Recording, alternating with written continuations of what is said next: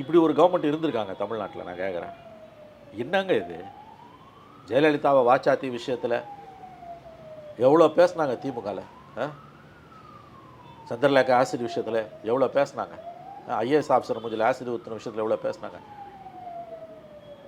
தலைமை தேர்தல் ஆணையர் டிஎன் சேஷனை ஏர்போர்ட்லேயே 8 மணி நேரம் உட்கார வச்ச கேஸில் எவ்வளோ பேசுனாங்க? தாஜ் ஹோட்டலில் அடித்து வச்ச கேஸில் எவ்வளோ பேசுனாங்க? 96 ஆட்சி காலத்தோட அவலங்களை. இன்றைக்கி என்ன நடக்குது உங்கள் கவர்மெண்ட்டில்? இது ஒரு அவலமான சூழ்நிலை. சிச்சி, கேவலமான ஒரு சூழ்நிலை. இதெல்லாம் அன்அக்செப்டபிள் டு த கோர்.